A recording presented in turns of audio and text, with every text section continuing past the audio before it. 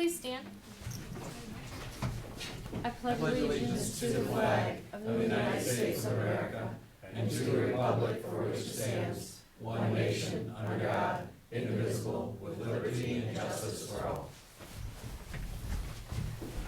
Good morning. Heavenly Father, we beseech your divine guidance in this meeting. Keep us ever mindful of our obligation. Grant us, dear Lord, wisdom, tolerance, and courage that we may well serve our county and fulfill our trust. Amen. Amen. All right, I'd like to make a motion to approve the minutes of November 28th. Second. Discussion? Roll? Hambley? Yes. Harrison? Yes. Sweattick? Yes. Okay, do we have any public comment regarding any pending resolutions for today? If not, we will move on to resolutions. First up, County Engineer, and we have Dan Becker here today. Morning. Good Yeah. morning. I've got 4 resolutions for your consideration today. The first is authorizing the Medina County Engineer to advertise for bids for the 2024 County Highway Hot Mix Plant bid. The second is authorizing the Medina County Engineer to bid for various sizes of stone and aggregate for the 2024 season. The third is approving the final plat for the Windfall Estates Phase 3, located in Montville Township. And the fourth is approving annual assessments on that same Windfall Phase 3 in Montville Township. Move to approve the 4 resolutions. Second. Discussion? Roll? Hambley? Yes. Harrison? Yes. Sweattick? Yes. Thank you. Dan. Thank you. Next up, we have Jeremy Cinco, our County Engineer. Morning, everyone. Morning. 3 resolutions for consideration today. The first is authorizing an agreement between the county sanitary engineer and Arbor Falls Golf LLC for the sharing of costs for the improvement of the Deerview Lane lift station. The second is authorizing the sanitary engineer to enter into an agreement with Davie Resources Group for professional design services for a riverbank restoration project.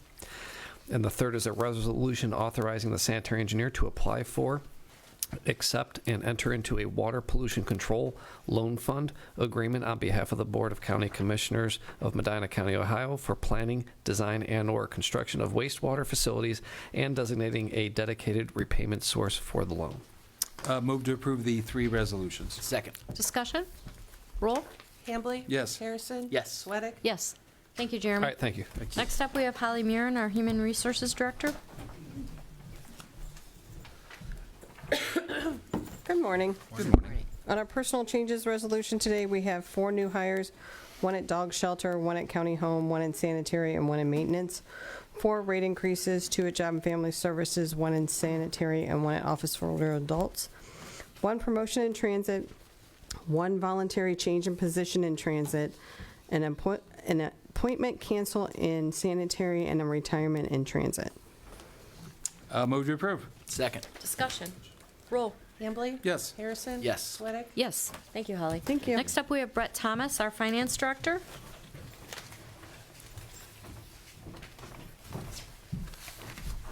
Good morning, Commissioners. Good morning. I have 11 resolutions for you today. Getting back to my normal numbers. The first one is increases in appropriations. Our second resolution is transfers of appropriations. Third resolutions are revenue adjustments. Fourth resolution is expense adjustments. Our fifth resolution is a fund accounting adjustment. This is moving ARPA money for our healthcare expenses for the year. Sixth resolution is a cash transfer reversal for some fund corrections that were done over the summer. Our seventh resolution is cash transfers, which includes the corrected amounts for those reversals. Our eighth resolution is transfer of inventory between departments. Our ninth resolution is excess property. That's a good long list for you there. Our 10th resolution is expenses of county officials for seminars and conferences. And our 11th resolution is our weekly bills in the amount of $1,217,812.54. And as usual, copies are kept in the auditor's office. Move to approve the 11 resolutions. Second. Discussion? Roll? Hambley? Yes. Harrison? Yes. Sweattick? Yes. Thank you, Brett. Thank you. Next up, we have Chris Jacob, our county administrator. Good morning. Good morning. Morning. 8 resolutions this morning. The first approves an agreement between the City of Medina and Medina County for the provision of transit services for the period of January 2024 through December 2025. Total amount $90,000. Next resolution authorizes a change order for the Medina County Office for Older Adults Kitchen Renovation Project. This increases for $4,519.50 and should represent the final change order for that project, which is nearing completion. Next resolution approves a contract for the provision of dental services and immunization services at the Medina County Jail for calendar year 2024. This is an agreement with the Health Department. Next resolution authorizes the purchase of a cooling system at the Engineering Center Computer Server Room. The system is seemingly on its last legs. Currently, we're making some repairs to get us through for the next several months. This would allow for the expenditure of $141,033.67 through the Equalis Group / Gordian, and is through the cooperative purchasing agreement. Half of this would be paid out of county engineers' allocation in the RPTT fund. The other half will be paid out of capital improvement fund. Next resolution approves an agreement for mental health programming at the Medina County Jail for calendar year 2024. This is an agreement with Alternative Paths, and is the value of the agreement is $303,160. Next resolution approves an agreement for mental health programming at the detention center, also with Alternative Paths. Total agreement value $152,928 for calendar year 24. Seventh resolution approves an agreement for alcohol and other drug programming at the Medina County Juvenile Detention Center for 2024. Alternative Paths is the provider. The value of the contract $7,168. And eighth and final resolution this morning approves a purchase of service agreement between the Western Reserve Area Agency on Aging and Medina County Board of Commissioners for Office for Older Adults funding for calendar year 2024. This is a fairly significant increase and allows for us to receive by award $585,100 from Western Reserve Area Agency on Aging. Move to approve the 8 resolutions. Second. Discussion? Yeah, just but that last one regarding the Office for Older Adults, my understanding is this is the final finally getting the adjustment from the population growth that we saw. I'm sorry. No, we need to applaud. Thank you very much for finally realizing we've got a lot more seniors and a lot more people living in Medina County than prior years, so, okay. Sorry about that. It's okay, roll. Hambley? Yes. Harrison? Yes. Sweattick? Yes. Thank you so much, Chris. Thank you. Now we have department updates. First up, we have Krista Wasowski from our health department. Good morning, Commissioners. Good morning. It has been a while since I've been here with you. Yes. Yes. So first, just a real quick update. I wanted to share a new program that we have launching today from the Health Department. But before that, I wanted to tell you we're doing a little bit of construction in our building. We received $539,000 in federal capital grant money. So back when we renovated and made a more user-friendly, accessible waiting room, reception area, what we didn't do were the bathrooms that you couldn't hardly get into with a stroller and a toddler, and our clinic rooms for soundproofing, kind of refreshing, and then some of the areas in our original dental operatories. We've done that expansion to have 6 chairs.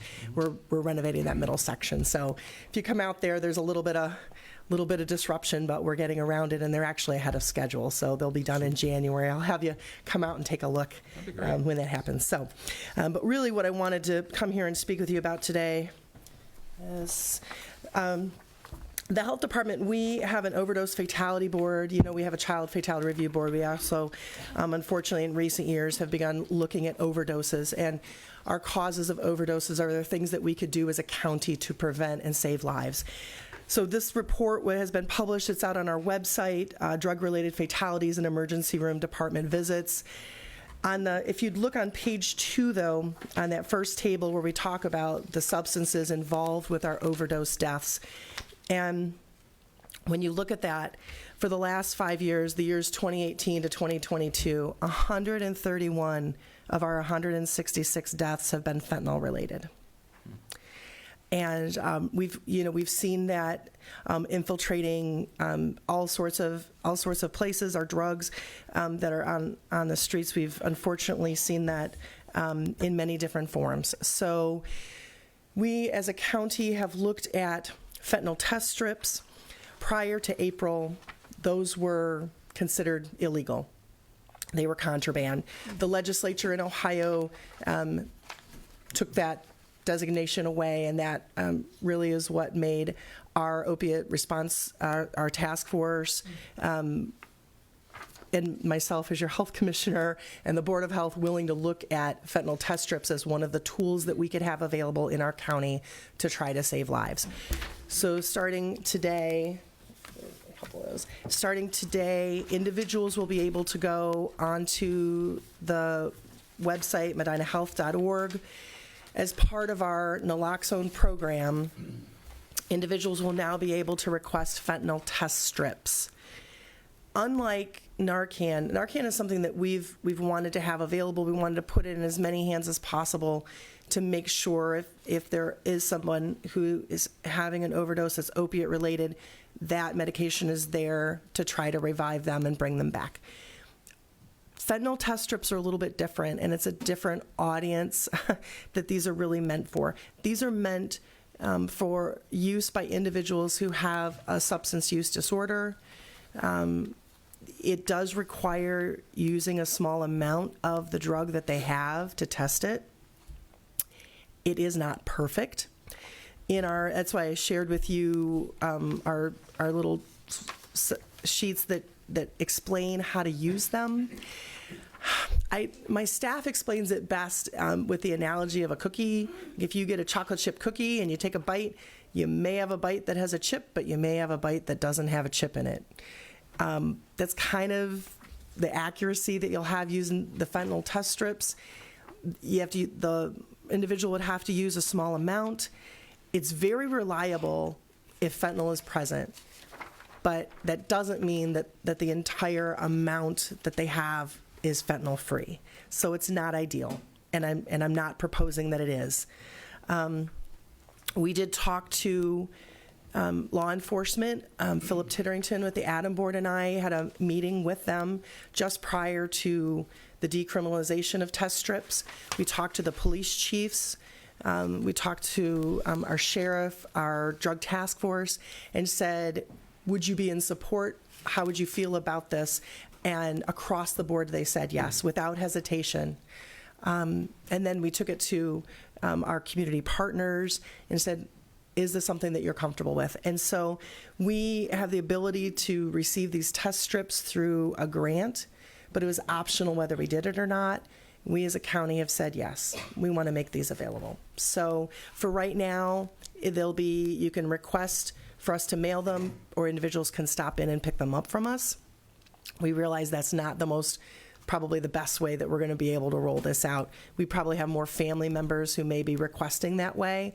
We're also going to get them into the hands of our drug task force. We'll get them in the hands. We have a hub and spoke model right now. We have 8 community partners that also distribute naloxone on behalf from the health department, on behalf of the county. So those entities will have the option from us to also have these test strips. I don't know if all will say yes or no. We'll indicate on our website those that do have them. So, and it'll be up to those entities how they will distribute those. Will first responders, as well as the police, also have these test strips? Do they have a benefit? So those are a benefit, and that's interesting. That isn't something that came up when we talked with the police chiefs, but that's certainly something that we could do if they come on a scene and want to know. Right. And somebody's taking a substance and they can Sure. at least test it, so they know whether So it they may know. have fentanyl. Yeah, that's something I can absolutely speak with them about. That Okay. absolutely, yeah. We want to get these out. So I have a comment and then a question Sure. too. So I would just say, this is an issue that, as we all know, does not discriminate. My family has been touched by the fentanyl epidemic just recently. So this is a very emotional thing for me. Yeah. In light of that, though, I also want to make sure that, you know, the one thing that our community does so well as far as the substance use disorder and just the community and the Adam board and everybody else, I think is kind of that horizontal integration. Yep. If somebody comes in this door, we guide them through the other places. So how will, I guess, the distribution of these tie into the recovery community in some way? Absolutely, and what I didn't bring for you, because it's just hot off the press and being printed at our office right now, we have a new two-sided flyer that has all of our local supports. It has our alternative paths 24/7 staff line. Right. It has all of our recovery community resources. It has all the different things that we have available, the groups. It has online, it has texting support, has everything in that two-sided flyer, and the Adam board helped develop that with the health department to make sure that it was comprehensive. And we just had several things that we had to update, because we had some expansion of services with Hope Recovery Community moving into Brunswick, and we have some new partners in Wadsworth and things. So we wanted to make sure that it had everything. So that goes out, actually, that flyer goes out with all of our naloxone distribution. So it'll go out. Individuals can request naloxone and test strips, or just test strips, or just naloxone. But that flyer goes out with everything. Because, and that, I just wanted to make sure it wasn't a confidentiality issue or something like that. Because I do think we need to be, for every one intervention like this, we should be at least attempting, touches as it relates to recovery as well. Because, I mean, the way I look at this, it's an unfortunate testament, I think, to where we are with this problem. I also think this is, if the alternative is pretending the problem isn't there, or doing something about it, I think I err on the side of doing something about it.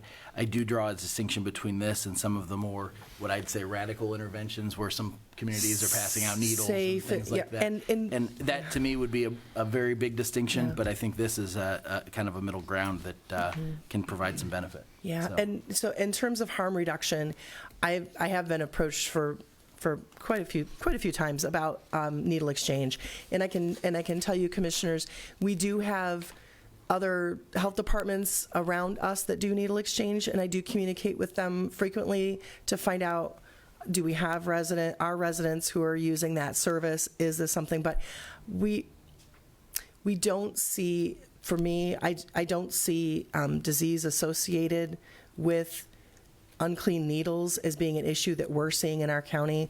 All those reports come through the health department for diseases that are detected. So we don't see that. I don't want to wait until we have a problem for that, but there's a whole process that involves community hearings and a lot of other things. I believe at this point, the test strips is really the next thing that we need in our harm reduction, kind of our toolkit, and to help people have a chance at another day to be able to get into recovery. So I agree with you. Those don't feel right for our county, but I believe that the time is right for us to move into this and have this available for individuals and families that really need it. So you said the funding for this is coming from a grant. How long does It the is. grant last, and how long will this actually provide the supply of strips? You have So we don't. So it's a multi-year grant for us. It isn't one Ohio, but that's been the slow train, right? Yeah, So yes. it could be something. I'm not sure. I know the state is very dedicated to ensuring a supply of naloxone and now the test strips. I don't see that changing. If that were to change down the road and this was still something that we absolutely needed, we would figure out a way, we always do as a county, to figure out how to fund this and do potentially it. could be one Ohio. It could be one but Ohio. They're going through the RFP process Yes. and the grants and so forth. Yes. You're right, it is a very slow train. It is. And the state, for all I know, the state may have funding out of One Ohio they've set aside or Right. have a process for that's funding this side of it. I don't know the mechanics, but I know that there's broad support for saving lives. So let me ask, Due to opiates. how are you going to measure success? That was my next question. Oh, sorry. That's fine. Yeah. So we've talked, there have been other counties have done this. For us, We do with naloxone, we do ask when we do resupply, is this because it's expired, or is this because it was used to reverse? So we do capture that. So we do capture that information now from individuals that come to us back for resupply. So we have that information. We will also look to see we'll look at probably at unique distribution. We'll also look at quantity and number. For us, with our partners, we'll probably look at sheer numbers.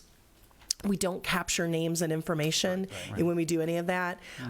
We've talked about having test strips potentially available in the nalox boxes that we put in the sheriff's department and their waiting room and down in Lodi Police. But we're going to start out slow, and we're going to kind of see where we're going. But certainly working with our recovery community and working with our families that we know have family members that have substance use disorder, we'll kind of take our cues from them, and then it'll probably be total numbers at first, and then we really want to see impact, but we don't always know that, but our recovery community does. So that's where us having that partnership through the Opiate Task Force will really tell us.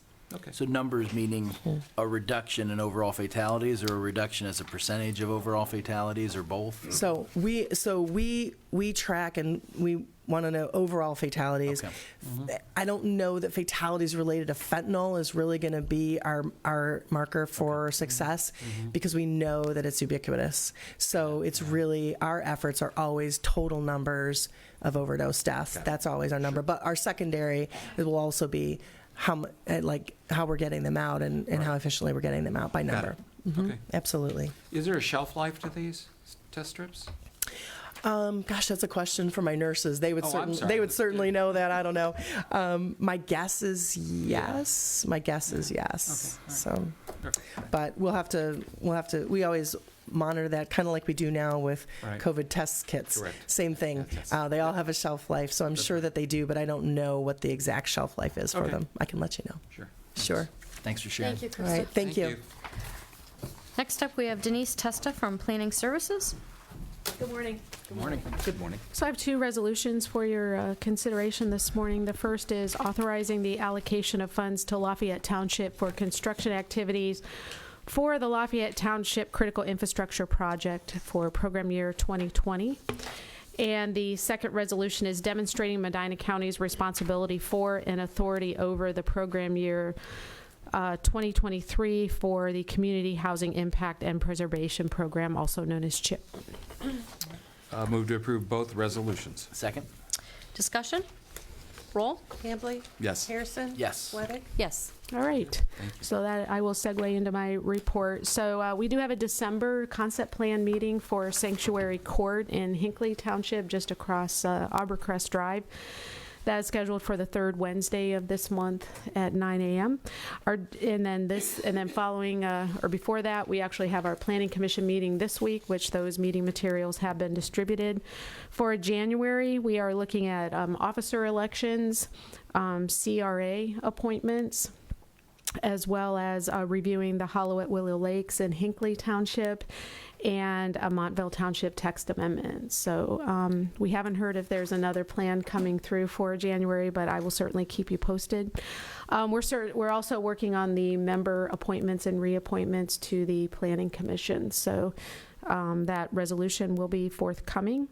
For our we're also starting to train in prevailing wages. Cheryl Heinley and myself will be working with the county engineer's office, and we appreciate their support with that effort to learn how prevailing wages work, and hopefully being able to provide that service.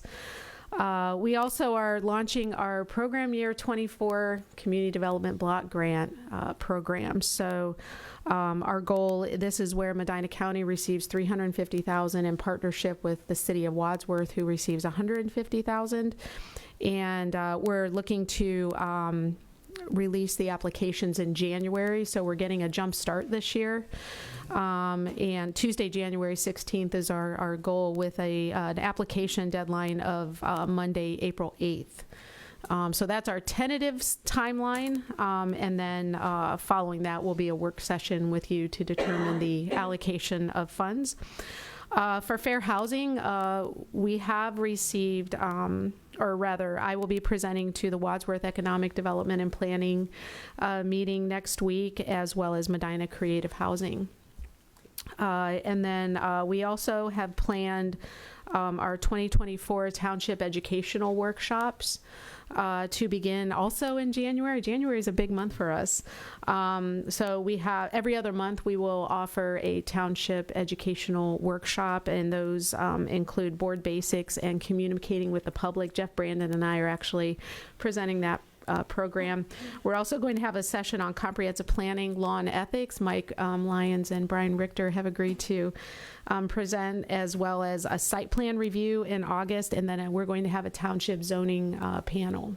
And Steve has actually agreed to serve on that for us. So other than that, are there any questions? No, I think so. All right. Great. Thank you so much. Denise. Thank you, Denise. Okay, next up we have Laura Toth from Office for Older Adults. Good morning. Good morning. I haven't been here since actually Election Day was the last time I was up here, so belatedly want to thank both the Board of Commissioners and the voters of Medina County for the passage of Issue 15. Office for Older Adults will continue to be good stewards of the taxpayers' funds throughout the next 5 years and hopefully beyond. So that's a good result. I know we all celebrated.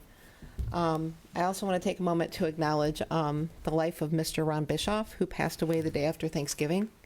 Ron was the chair of the Medina County Advisory Council on Aging and Disability. He was a fierce advocate for us for senior causes in Medina County and beyond. He loved to volunteer at our events and always seemed to have a party hat for every occasion that we had.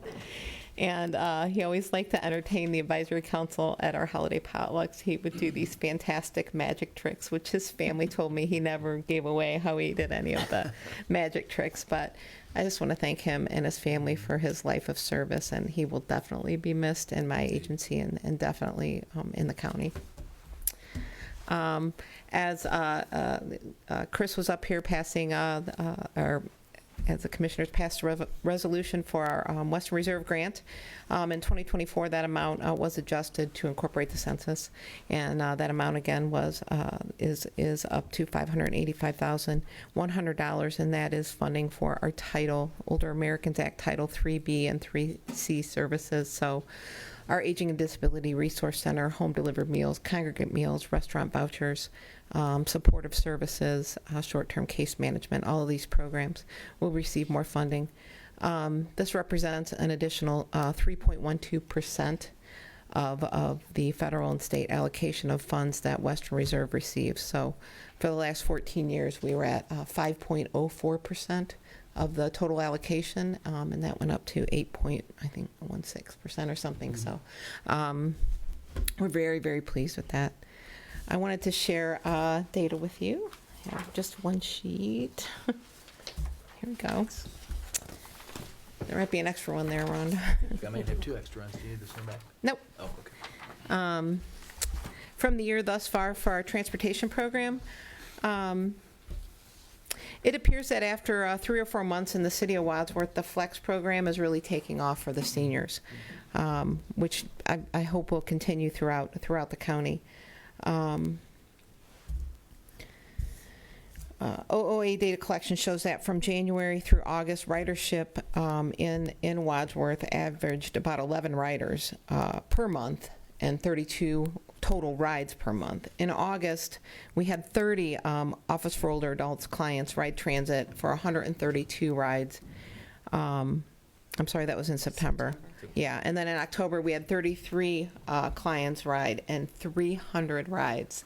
It's just fantastic. It's 10 times the number of rides from May and 25 times the number of rides in the month of February, just in that month of October. So it's really, it really ridership's definitely up in Wadsworth for Wadsworth seniors, and we hope to again to see that trend continue. But I thought it would be interesting to see those numbers. Looks like Medina's going to even exceed these trends.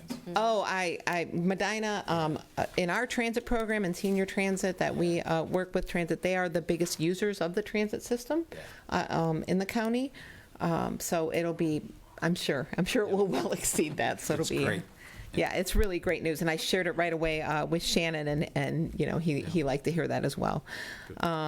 We'll be having our one of our last walkthroughs of our new kitchen space this Thursday, December 7th. The floor's been poured, and the finishing touches are being put in place. We're looking forward to having it completed by the new year, hopefully before. This Thursday, the 7th, is also our Christmas party for Medina and Brunswick, and that'll be located at the Brunswick Rec Center.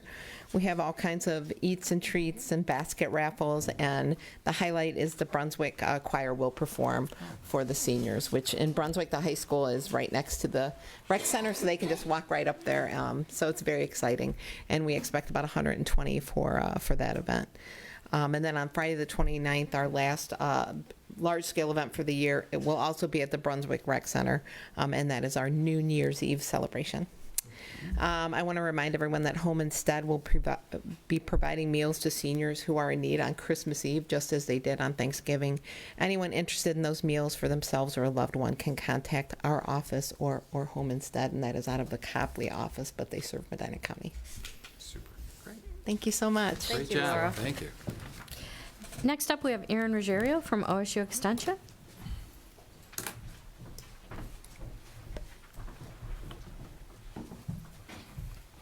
Morning. Thank you. Of course, they're green. Of course, 4-H Green.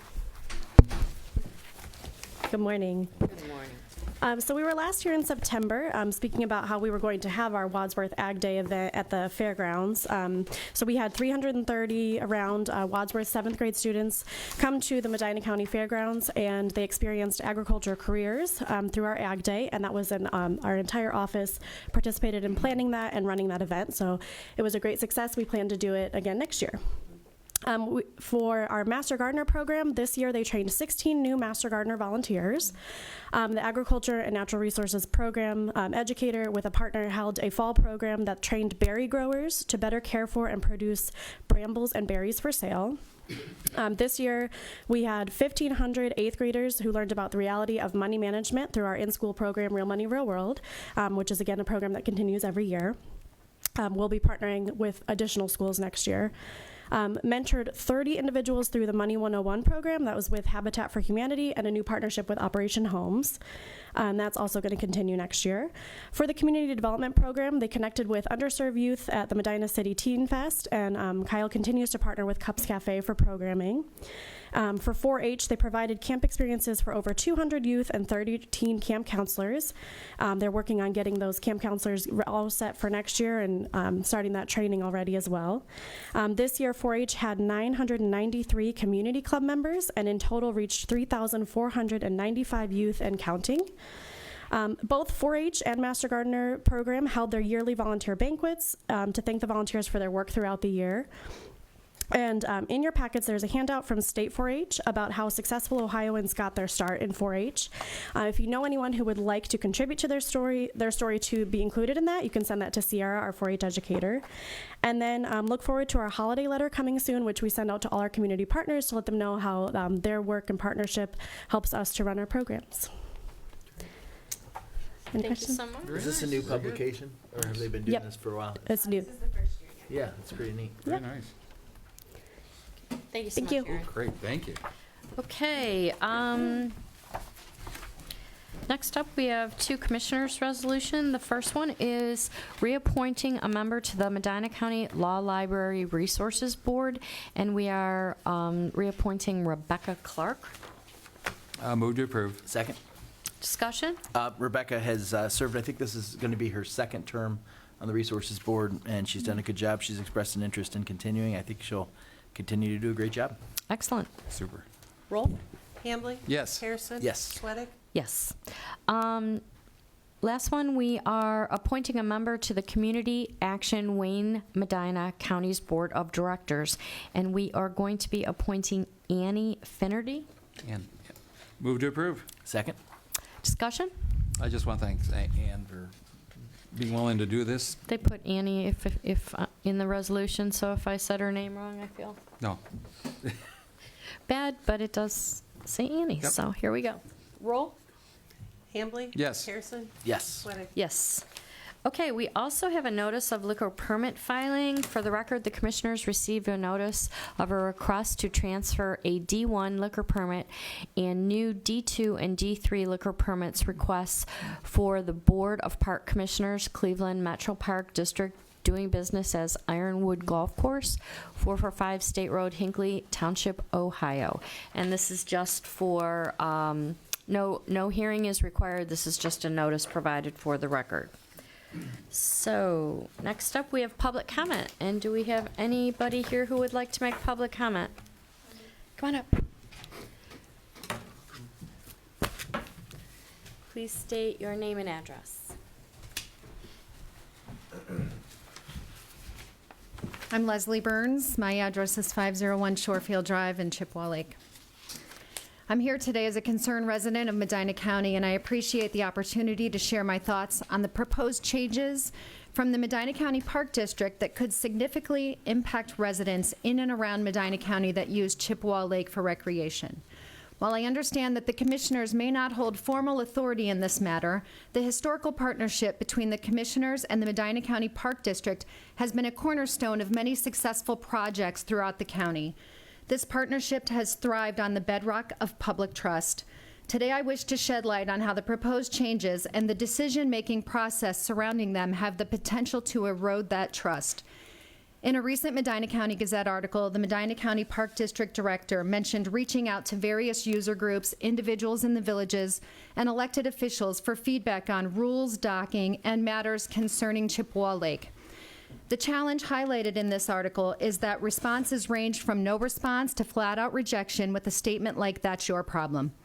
In conversations I've had with the various community members, organizations, and council members since the public meeting notice was posted, I found that each expressed surprise, noting that the public notice was the first they had heard of these wake restrictions.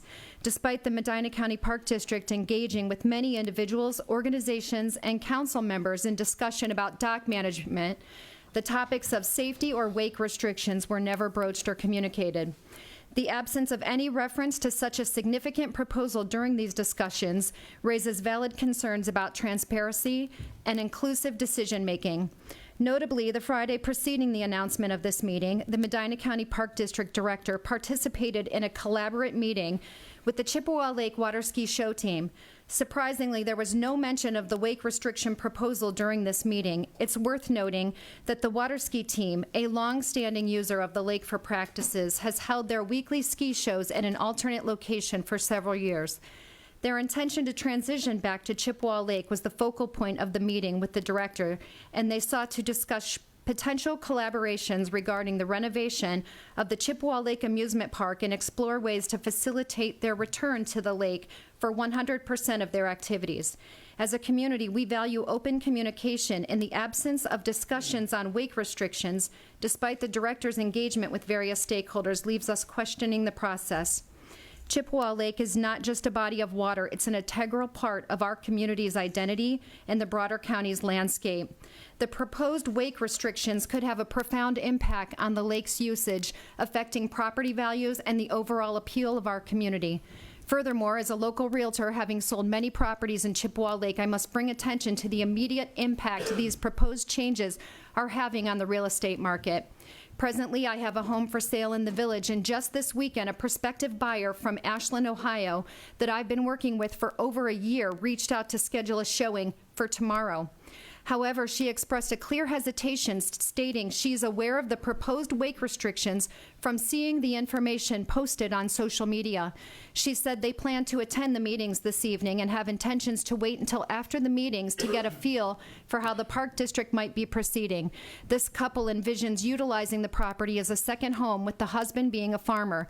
Given their farming commitments during weekends and Saturdays, they had planned to enjoy the home mostly on evenings and Sundays. The buyer candidly shared aware that the outcome of the Park District proposal would significantly influence their decision, and they might reconsider purchasing a home in Chippewa Lake if the wake restrictions move forward. This underscores the immediate and tangible consequences these proposed changes can have on our local real estate market and the prospective homeowners looking to invest in our community. The commissioners play a vital role in fostering collaboration between county entities and ensuring the public's trust in these partnerships. I implore you to consider potential consequences of the proposed changes on the collaborative spirit that has defined the relationship between the county and the Park District. In conclusion, while the commissioners may not have a direct say in this matter, your influence is powerful in facilitating open dialogue and transparency. Let us work together to ensure that the decision-making process is inclusive, transparent, and considers the long-term impact on our beloved Chippewa Lake and the trust of the community. Thank you. Thank you. Those are your copies, yes. Sure. Ty? I wanted to go first, but Leslie beat me to it.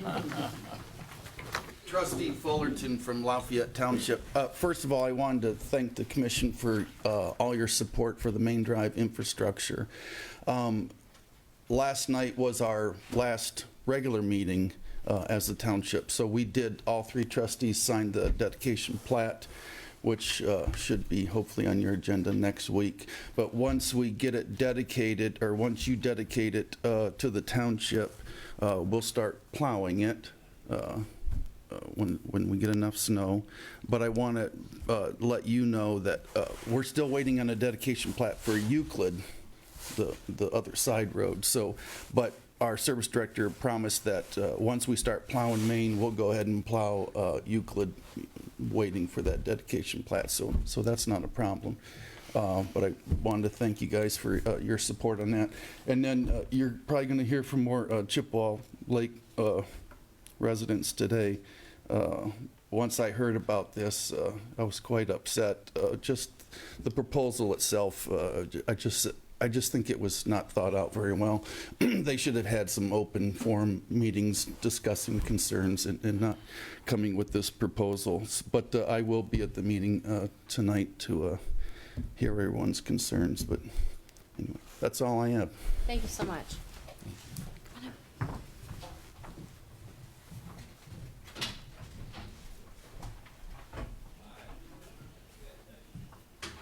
Name and address, please. Yes. Barbara McGrath, and I live at 456 Northvale Drive, Chippewa Lake. Good morning. I am happy to have the opportunity to be here today. My earliest memories are of Chippewa Lake, and though I moved away, my family ties to Chippewa Lake have continued for the last 6 decades and led me to return there in my retirement years. The past few years, I have been beyond pleased with various aspects of local government I have seen at work in Medina County.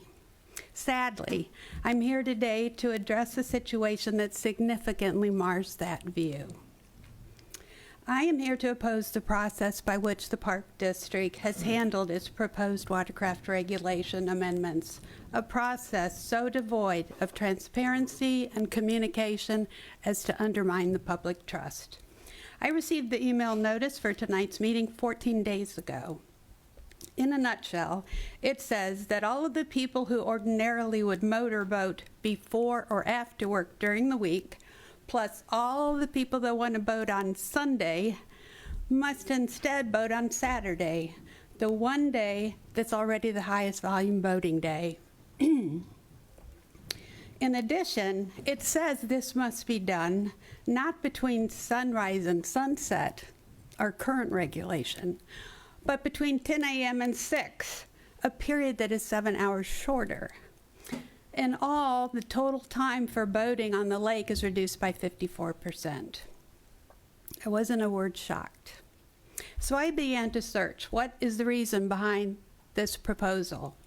I looked for the rationale in the email, nothing. I looked for the rationale on the Park District website, nothing. I read through 5 years of minutes for the Park District, nothing since the current rule was adopted in 2018.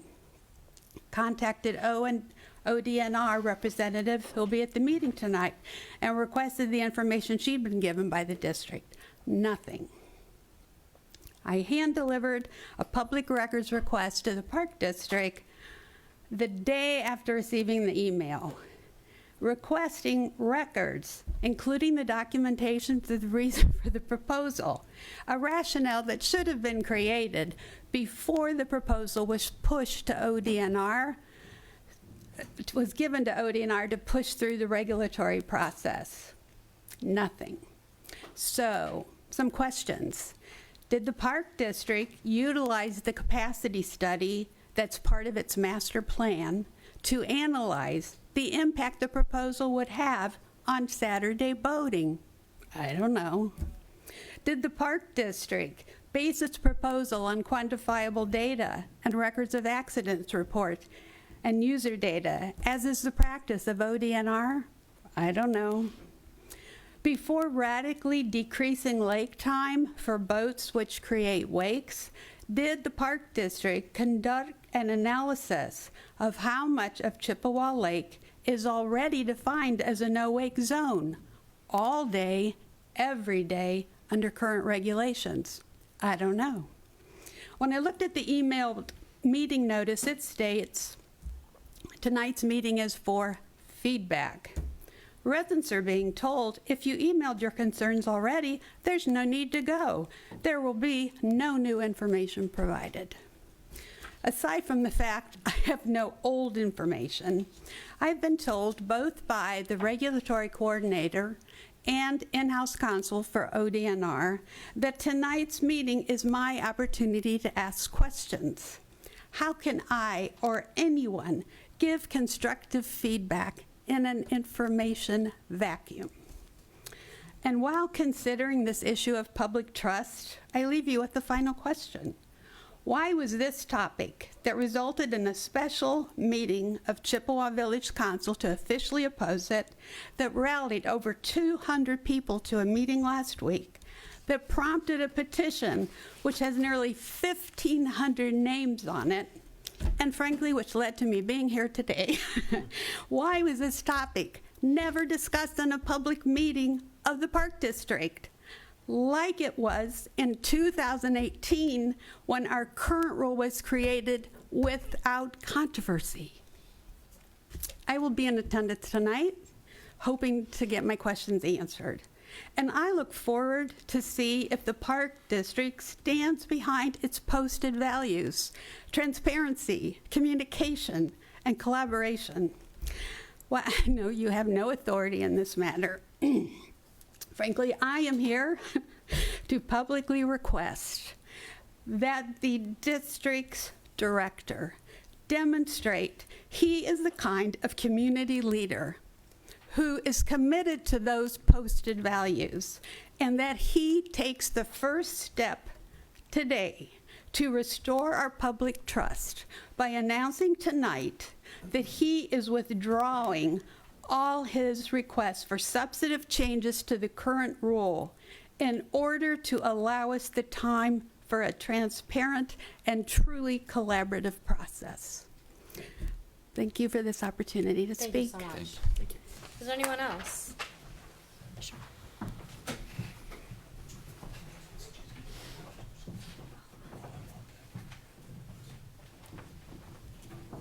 Name and address, please. Yes, my name's Robert Riedel. I live at 4587 Cobblestone Park in Medina.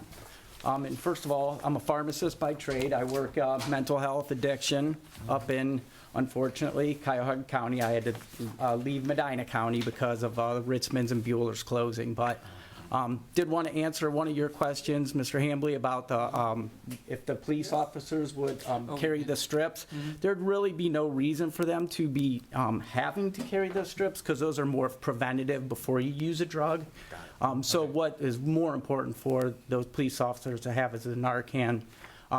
If they have Narcan, you use it. If they weren't supposed to use it, there's no harm in it. So, Got it. Okay. you know what? Treat the problem before you really know what the problem is, if you suspect it. So, thanks so much for allowing me to share here. I just prepared some written comments just because I didn't want to ramble on. I could go all day about this, something I'm very passionate about. So I currently live in Montville Township. I recently interviewed to be a member of the Parks Commissioners. Unfortunately, I did not secure the position, but I am one of the lake users. The Park District is saying they want to make the lake better for. I realize this is specifically a Parks issue. I just wanted to present how this topic will affect many of the Medina County. I have enjoyed the lake since I was a kid growing up here in the 70s. I have continued to utilize the lake in raising 3 of my own children. All of our children have their boater's license. They range from 21 down to 12. And they were on the Medina Mako swim team in order to become strong swimmers. We, I would say, are a water family. I just wanted to make you aware of the Medina County Parks proposal to limit operating boats to more than idle speed from 10 to 6, Monday through Saturday. I believe it is proposed so that the kayakers and the paddle boards can use the lake with no waves. I do not see the reasoning, though. The parks own many other lakes that are always no wake, and they never allow power boats on them.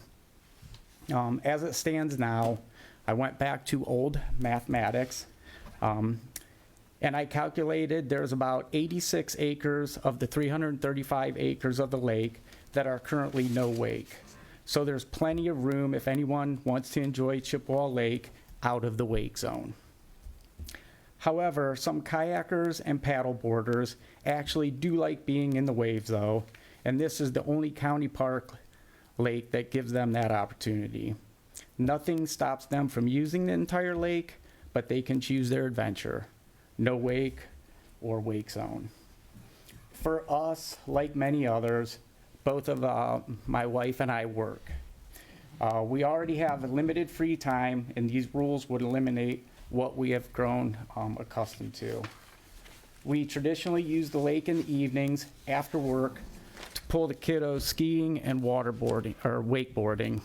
We do have many times invited our children's classmates for an end of the school year day on the lake to kick off summer. They love it. It happens in the evening hours after work. This is primarily due to our schedules, but is also great for the boat traffic during the weekday evenings is low and not congested, just a little bit more safe. This is the best time to ski, and many of the more serious skiers and ski team members use this time to advance their skills. Most of them do not ski during busy hours as conditions are not conducive to what they may be practicing. If the ski times are condensed, this is only going to cause much more congestion during those times, making it more dangerous and possibly pushing some out of the sport altogether.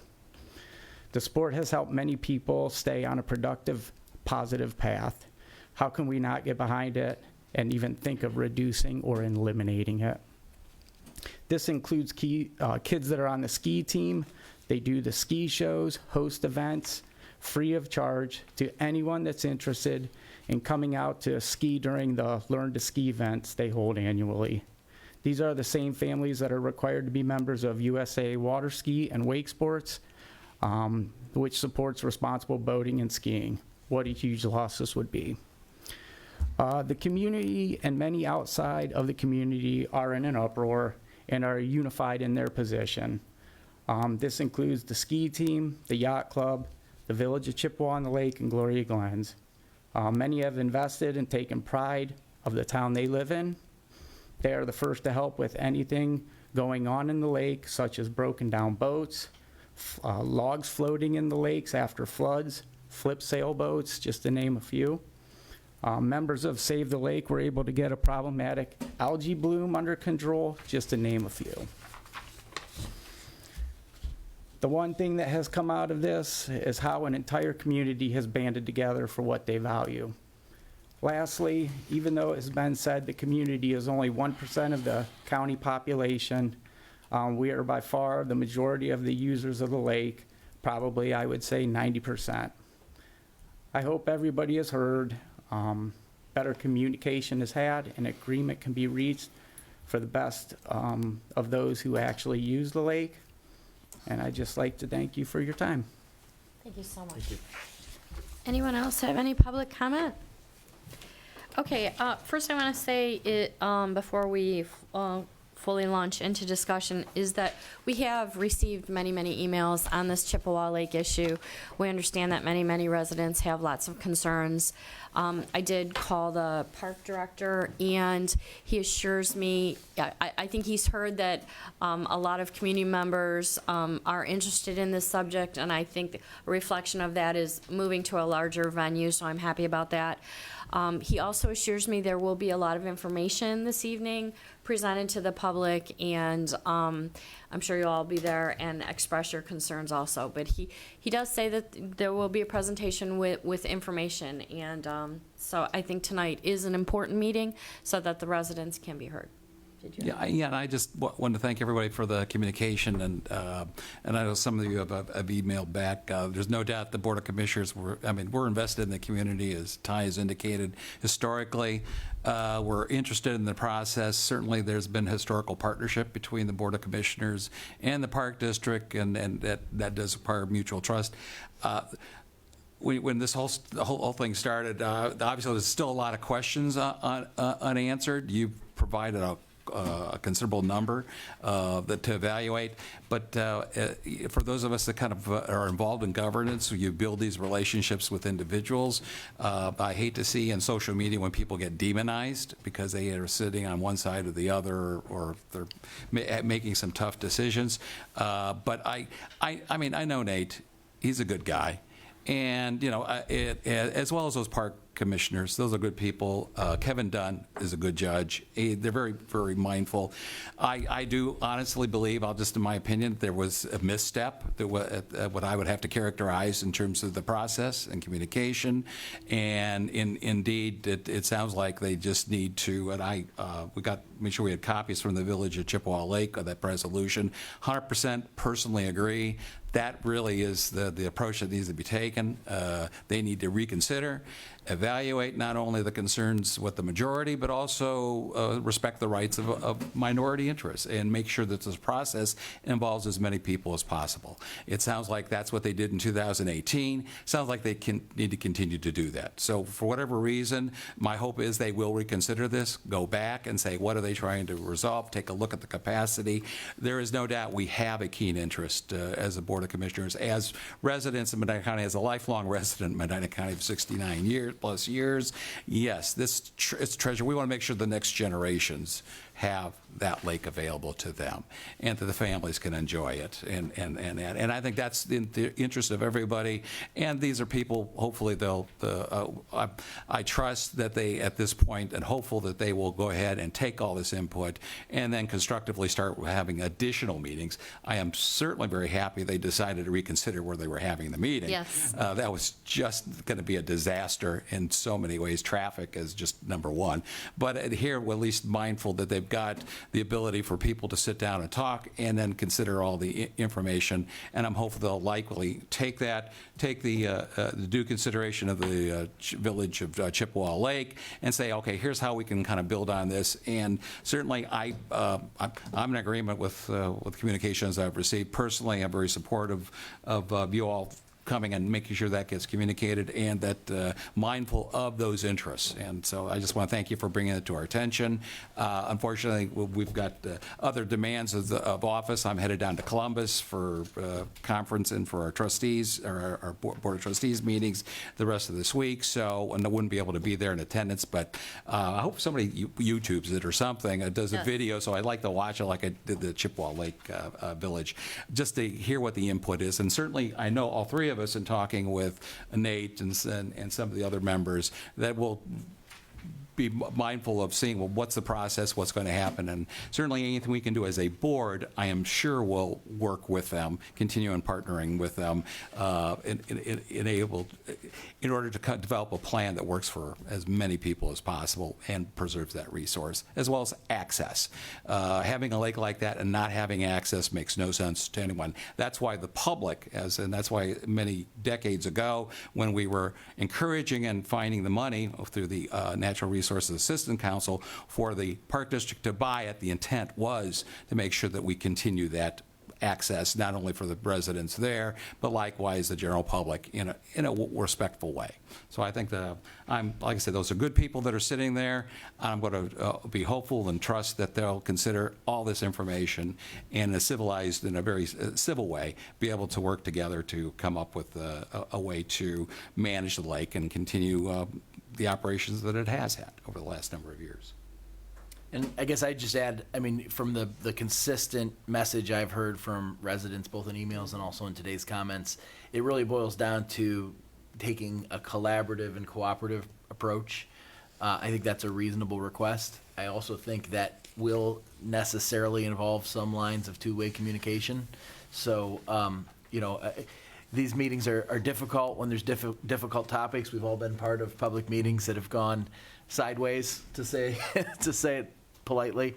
So my hope is that everybody, the park commissioners, park representatives, and citizens and residents who are there proceed in that attitude of, the cooperative spirit and collaboration, because I have every confidence in the world with that as the guiding principle, and people taking time to listen to kind of the perspectives that are being brought. I don't think the concept of this probably arrived in a vacuum. So it's come about, for whatever reason. Maybe there's additional information needed on those reasons, but I think if everybody arrives in the spirit of cooperation and collaboration, that we'll get to a lot better outcome. So, and I appreciate everybody who took the time to come here and just kind of share your views. And I think everybody has acknowledged it at one level or another, but it's really not our job to sit in judgment of what they do, but to the extent we can be a resource or kind of even at least give a forum for you to share your opinions, I'm happy to do that. So thanks for being here today. All right, anybody else? We're going to move on in discussion session. Chris, do you have anything? I do not. Steve, do you have anything? Hans newsletter, I think I had indicated to you that, we submit those articles and so forth, and wanted to do the ad space so that people, the individuals that receive that publication have numbers that can get hold of us. Just which one do you prefer to be able to? Either's fine with me. Okay, all right. Everybody has my cell. Okay, I don't know. all right. What do you think? I'm fine. Good. Yeah, with both of Yeah. them. Super, great. Just want to make sure we improve that Either one expense is- for next year. Either one is fine. Okay, super, that's it. And Brian's gonna write these, take care of these articles Yep, then? yep. Excellent. Yep, Okay. super. Anything else, Steve? No, you're going to do the 911? Yes. Okay. Erin, did you wanna lead the 911, or do you wanna just go right to discussing that we had talked about the 911 issue? The sheriff had come in, and we do have a resolution. It is dated for next week. Do you have any comments about? No, I think there's some additional work that we need to do to make sure that we're on track with that. And I think we just need to make clear to the public that the Ohio Revised Code was changed significantly Right. as to the organization of the oversight of 911 programs within a county. And it causes us to actually have to form a specific, a separate committee, and it includes a whole new process. There's some additional fees that are being collected per device as opposed per like landline or phone number. So if you've got like, if you're wireless and you're like me, rather than 2 cell phones, now my iPad likewise now has to pay a fee. And it's just the way, the nature of 911. And so this money that's coming is going to be divided between the state and the counties for the purpose of the next generation of 911. But the ORC has specifically identified a process that we have to come into appointment, but we have to also come up with a plan. I believe, was it March or April? April was in April, a brand new plan how we're going to spend that money and provide that support. Which And so which is this quick. basically identifies the membership of that. Right, and we had a discussion last week with the sheriff, and Right. we are choosing Commissioner Harrison as the commissioner representative and Sheriff Grice as the elected official.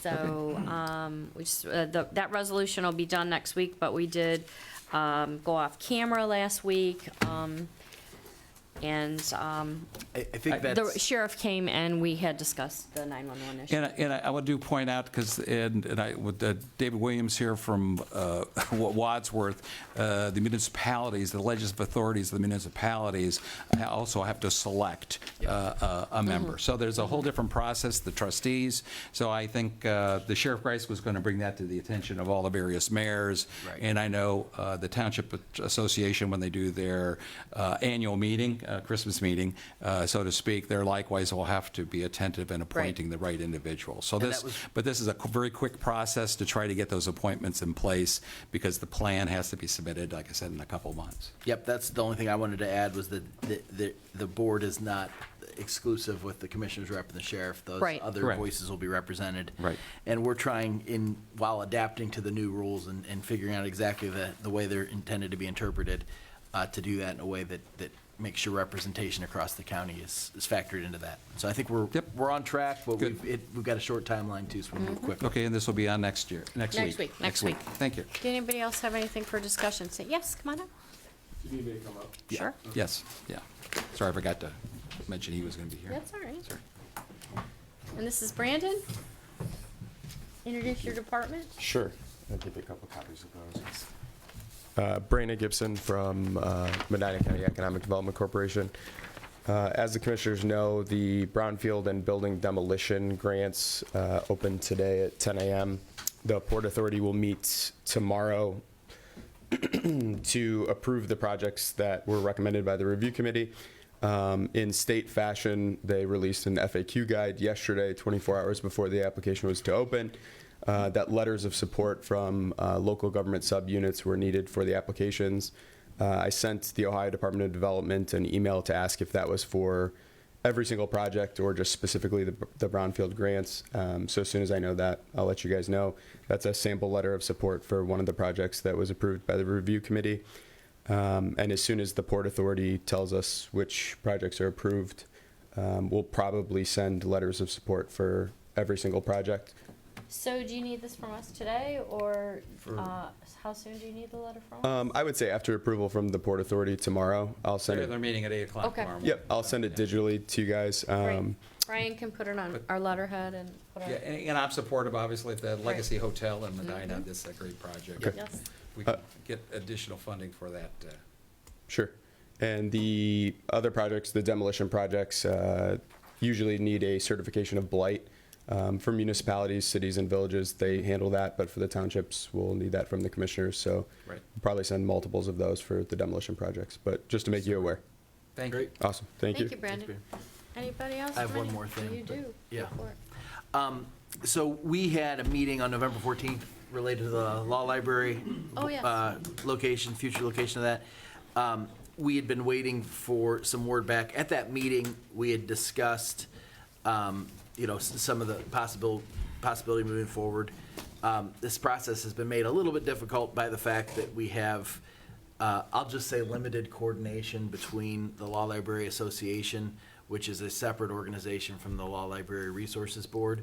And so at that November 14th meeting, we've kind of been working really throughout the year to try and get some kind of cooperation and understanding in terms of the future location of the law library. At that meeting, the representatives of the association who came to it expressed a preference for moving to the old prosecutor's office, 72 Public Square, the basement space, which has been vacant. But we heard from representatives of the Resources Board saying they'd prefer to stay exactly where they are. So as an kind of an effort to reach some sort of a compromise, we had proposed, to the extent we need to move the law library temporarily, that we'd move it to 72, and that on the heels of any relocation like that, we'd move the law library back to its current location in the 69 courthouse and provide some after-hours access, which is Whether it's a kiosk or. right, Yes. right, for computer access after hours to the space in 72 Public Square. And that was, I think, the first the association had heard of it, so they took some time to evaluate that proposal, which addressed what they had fairly consistently stated was their intention to get after-hours access. But over the weekend, we received, I think that both of you were copied on it, what I thought was a disappointing email from the association that indicated that rather than agreeing to that proposal, which would kind of unify the operations at the courthouse and then have the temporary relocation that would also extend that after-hours access, that they would prefer to move permanently to the lower floor of 72 Public Square. So, in light of that email and their intention to to relocate permanently, that's really, it's contrary, I know, to the stated intentions of the Resources Board. It's really contrary to what I thought was the compromise proposal that we'd come up with at the November 14th Commissioners meeting. It also kind of leans toward this bifurcated solution, which was never on the table in terms of having the association have one solution and the Resources Board have another. So while I didn't really want to get in the middle of issues between the association and the Resources Board that probably predate our involvement on this particular issue, I'm not willing to move forward with any kind of a proposal that further separates their operations. I don't think it's a good use of county space to say we're going to have basically two different law libraries. So, our statutory obligation pretty clearly is associated with providing space for a county law library, and that's done through the Resources Board. So, to the extent that the lack of a unified solution has presented itself, I think our work going forward needs to be directed more towards the Resources Board and its request to keep the law library at its current location, 69 Courthouse. I think that right now that doesn't force any issues to be dealt with. It kind of maybe delays that clarity that I was really hoping we could get through this process. But there's no imminent plans to have them be relocated because we don't know the timeline or the nature of the construction that's going to go on related to the municipal courthouse. I think eventually we may hit a point where the association objects to our continued coordination with the Resources Board. They've claimed rights under what's a 2006 Memorandum of Understanding that they've claimed some lease rights to. The prosecutor's office has expressed an opinion that those lease rights have either lapsed or are otherwise invalid. So I think we're in fairly good standing to continue to proceed,